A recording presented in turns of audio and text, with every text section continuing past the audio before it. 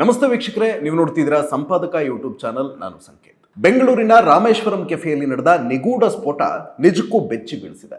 ಸ್ಫೋಟದ ತೀವ್ರತೆ ಕಡಿಮೆ ಪ್ರಮಾಣದ್ದಾಗಿದ್ರೂ ಅಪಾರ ಹಾನಿಯನ್ನ ಉಂಟು ಮಾಡಿದೆ ಎನ್ನಲಾಗ್ತಿದೆ.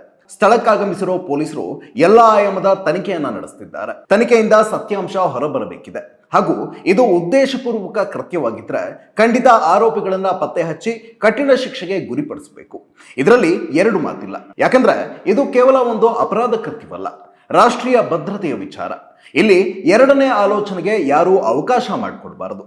ಆದ್ರೆ ಇಲ್ಲಿ ಬಿಜೆಪಿ ಮಾಡ್ತಾ ಇರೋದೇನು? ಜವಾಬ್ದಾರಿಯುತ ವಿರೋಧ ಪಕ್ಷವಾಗಿ ನಡೆದುಕೊಳ್ಳಬೇಕಿದ್ದ ಬಿಜೆಪಿ ಈ ಪ್ರಕರಣವನ್ನ ಇಟ್ಕೊಂಡು ರಾಜಕೀಯ ಮಾಡ್ತಾ ಇದೆ. ಘಟನೆ ನಡೆದ ಕೆಲವೇ ನಿಮಿಷಗಳಲ್ಲಿ ಟ್ವೀಟ್ ಮಾಡಿರೋ ಬಿಜೆಪಿಯ ರಾಜ್ಯಾಧ್ಯಕ್ಷ ವಿಜಯೇಂದ್ರ, ಕಾಂಗ್ರೆಸ್ ಸರ್ಕಾರದಲ್ಲಿ ಕಾನೂನು ಸುವ್ಯವಸ್ಥೆ ಕುಸಿತಾ ಇದೆ, ಕೊಲೆ, ಸುಲಿಗೆ, ಮಹಿಳಾ ದೌರ್ಜನ್ಯ, ಅಟ್ಟಹಾಸ ಮೆರೀತಿವೆ, ಕಾಂಗ್ರೆಸ್ ಸರ್ಕಾರ ಮತ ಬ್ಯಾಂಕ್ ಲೆಕ್ಕಾಚಾರದ ಹಾದಿ ತುಳಿತಾ ಇದೆ ಎಂದಿದ್ದಾರೆ. ವಿಪರ್ಯಾಸ ಅಂದ್ರೆ ಅವರ ಈ ಟ್ವೀಟ್ನಲ್ಲಿ ಎಲ್ಲೂ ಕೂಡ ಘಟನೆಯ ಬಗ್ಗೆ ವಿಷಾದವಾಗ್ಲಿ, ದುಷ್ಕರ್ಮಿಗಳ ಬಗ್ಗೆ ಆಕ್ರೋಶವಾಗ್ಲಿ ಅಥವಾ ಗಾಯಾಳುಗಳ ಬಗ್ಗೆ ಮರುಕವಾಗ್ಲಿ ಕಾಣಿಸ್ತಿಲ್ಲ. ಕೇವಲ ಕಾಂಗ್ರೆಸ್ ಸರ್ಕಾರವನ್ನ ಟೀಕಿಸುವುದಕ್ಕಷ್ಟೇ ಈ ಪ್ರಕರಣವನ್ನ ಬಳಸಿಕೊಂಡಿದ್ದಾರೆ. ಅದೇ ರೀತಿ ವಿರೋಧ ಪಕ್ಷದ ನಾಯಕರಾದ ಆರ್ ಅಶೋಕ್ ಕೂಡ ಈ ಸ್ಫೋಟ ಪ್ರಕರಣವನ್ನ ನೆಪವಾಗಿಟ್ಕೊಂಡು ರಾಜಕಾರಣ ಮಾಡೋಕೆ ಮುಂದಾಗಿದ್ದಾರೆ ವಿನಃ ತಮ್ಮ ಸ್ಥಾನದ ಘನತೆಗೆ ತಕ್ಕಂತೆ ಕೃತ್ಯದ ಗಂಭೀರತೆಯನ್ನ ಅರ್ಥ ಮಾಡಿಕೊಂಡು ವರ್ತಿಸ್ತಾ ಇಲ್ಲ.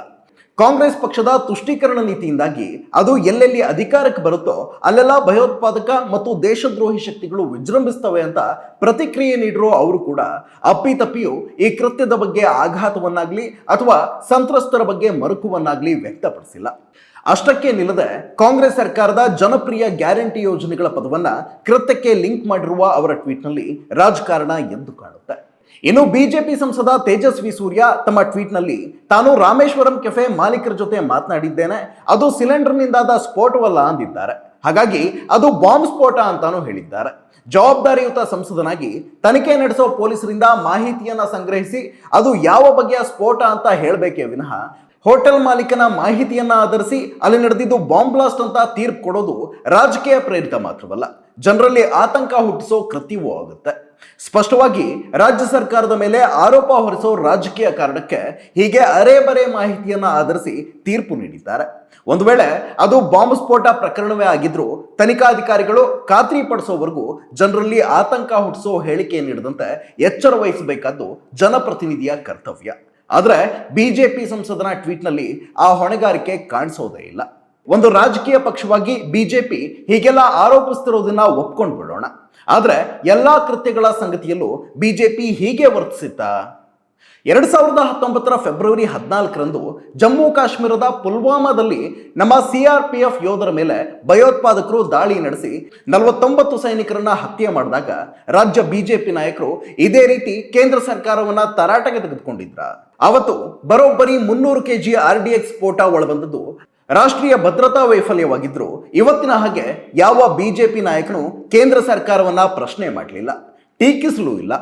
ಇನ್ಫ್ಯಾಕ್ಟ್ ಪುಲ್ವಾಮಾ ದಾಳಿ ಕಿವಿಗೆ ಬಿದ್ದರೂ ಜಿಮ್ ಕಾರ್ಬೆಟ್ ನ್ಯಾಷನಲ್ ಪಾರ್ಕ್ನಲ್ಲಿ ಡಿಸ್ಕವರಿ ಚಾನೆಲ್ಗಾಗಿ ಮಾಡ್ತಾ ಇದ್ದ ತಮ್ಮ ಶೂಟಿಂಗ್ ಅನ್ನ ಮುಂದುವರೆಸಿದ್ದ ಪ್ರಧಾನಿ ಮೋದಿಯವರನ್ನ ವಿಶ್ವಗುರು ಅಂತ ಕರೆಯೋ ಬಿಜೆಪಿಯವರು ಈಗ ತನಿಖೆಗೂ ಮೊದಲೇ ತೀರ್ಪು ಕೊಟ್ಟು ರಾಜಕೀಯ ಮಾಡ್ತಾ ಇರೋದು ನಿಜಕ್ಕೂ ವಿಪರ್ಯಾಸ.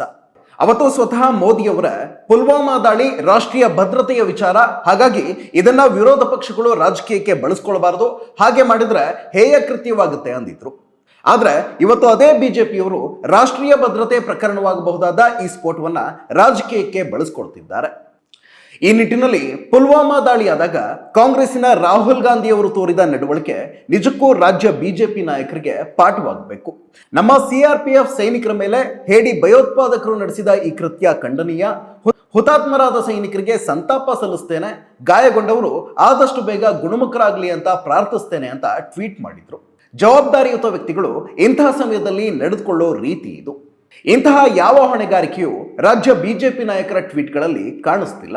ಹಾಗೆ ನೋಡಿದ್ರೆ ಒಂದು ವೇಳೆ ಬಿಜೆಪಿಯವರು ಆರೋಪಿಸ್ತಾ ಇರೋ ಹಾಗೆ ಇದು ಭಯೋತ್ಪಾದಕ ಕೃತ್ಯವೇ ಆಗಿದ್ರೆ ಇದರ ಮೊದಲ ಹೊಣೆಯನ್ನ ಹೊರಬೇಕಾದ್ದು ರಾಷ್ಟ್ರೀಯ ಭದ್ರತೆಯ ಹೊಣೆ ಹೊತ್ತ ಕೇಂದ್ರ ಸರ್ಕಾರ. ಕೇಂದ್ರ ಗುಪ್ತಚರ ಇಲಾಖೆಯ ವೈಫಲ್ಯ ಇಲ್ಲಿ ಪ್ರಶ್ನೆಗೆ ಒಳಪಡಬೇಕಾಗುತ್ತೆ. ಆನಂತರ ರಾಜ್ಯ ಸರ್ಕಾರವನ್ನು ಪ್ರಶ್ನಿಸಬೇಕಾಗುತ್ತೆ. ಯಾಕಂದ್ರೆ ಭಯೋತ್ಪಾದಕ ಕೃತ್ಯಗಳನ್ನ ಹತ್ತಿಕ್ಕೋದಕ್ಕೆ ಅಂತಾನೆ ರಚನೆಯಾದ IB, NIA ಇದೆಲ್ಲವೂ ಇರೋದು ಕೇಂದ್ರ ಸರ್ಕಾರದ ಅಧೀನದಲ್ಲಿ. ಹೀಗಿರುವಾಗ ಏಕಾಏಕಿ ಕಾಂಗ್ರೆಸ್ ಸರ್ಕಾರವನ್ನಷ್ಟೇ ಪ್ರಶ್ನೆ ಮಾಡೋದು ಬಿಜೆಪಿ ನಾಯಕರು ಮಾಡ್ತಾ ಇರೋ ರಾಜಕಾರಣವಲ್ವೇ? ಇನ್ನು ಈ ಸ್ಫೋಟವನ್ನ ನೆಪವಾಗಿಟ್ಕೊಂಡು ಬಿಜೆಪಿ ಆರೋಪಿಸ್ತಾ ಇರೋ ಕಾನೂನು ಸುವ್ಯವಸ್ಥೆಯ ವಿಚಾರಕ್ಕೆ ಬರುವುದಾದ್ರೆ ಅಲ್ಲಿಯೂ ಬಿಜೆಪಿಯ ದ್ವಂದ್ವ ಬಯಲಾಗುತ್ತೆ. ಕಳೆದ 2 ದಶಕಗಳಲ್ಲಿ ಕರ್ನಾಟಕದಲ್ಲಿ ಒಟ್ಟು 6 ಬಾಂಬ್ ಸ್ಫೋಟ ಪ್ರಕರಣಗಳು ಘಟಿಸಿವೆ. ಅವುಗಳಲ್ಲಿ 5 ಘಟನೆಗಳು ನಡೆದಿದ್ದು ಬಿಜೆಪಿ ಅಧಿಕಾರದಲ್ಲಿದ್ದಾಗಲೇ. 2008ರ ಬೆಂಗಳೂರು ಸರಣಿ ಬಾಂಬ್ ಸ್ಫೋಟ, 2010ರಲ್ಲಿ ಚಿನ್ನಸ್ವಾಮಿ ಸ್ಟೇಡಿಯಂ ಬಳಿ ಸ್ಫೋಟ, 2013ರಲ್ಲಿ ಬಿಜೆಪಿ ಕಚೇರಿ ಬಳಿ ಸ್ಫೋಟ, 2022ರಲ್ಲಿ ಶಿವಮೊಗ್ಗ ತುಂಗಾ ನದಿ ತೀರದಲ್ಲಿ ನಡೆದ ಟೆಸ್ಟ್ ಬ್ಲಾಸ್ಟ್, ಅದೇ ವರ್ಷ ಮಂಗಳೂರಿನಲ್ಲಿ ನಡೆದ ಕುಕ್ಕರ್ ಬ್ಲಾಸ್ಟ್ ಪ್ರಕರಣ ಇವೆಲ್ಲ ನಡೆದಾಗ ಅಧಿಕಾರದಲ್ಲಿದ್ದಿದ್ದು ಬಿಜೆಪಿಯೇ. ಹಾಗಾದ್ರೆ ಬಿಜೆಪಿ ಪ್ರಕಾರ ಬಿಜೆಪಿ ಅಧಿಕಾರದಲ್ಲಿದ್ದಾಗಲೇ ಹೆಚ್ಚು ಕಾನೂನು ಸುವ್ಯವಸ್ಥೆ ಹದಗೆಟ್ಟಿದೆ ಅಂತ ಅಂದ್ಕೊಳ್ಬಹುದಲ್ವೇ? ಅದೇನೇ ಇರಲಿ, ಇದು ಭಯೋತ್ಪಾದಕ ಕೃತ್ಯವೇ ಆಗಿದ್ರೆ ಖಂಡಿತ ರಾಷ್ಟ್ರೀಯ ಭದ್ರತೆಯ ಮೇಲೆ ದಾಳಿ ಮಾಡಿದ ಅಪರಾಧಿಗಳಿಗೆ ಗಂಭೀರ ಶಿಕ್ಷೆಯೇ ಆಗಬೇಕು. ಜೊತೆಗೆ ಇದನ್ನೇ ನೆಪ ಮಾಡಿಕೊಂಡು ರಾಜಕಾರಣ ಮಾಡೋ ಹಿತಾಸಕ್ತಿಗಳ ಬಗ್ಗೆಯೂ ನಾವು ಎಚ್ಚರವಾಗಿರಬೇಕು.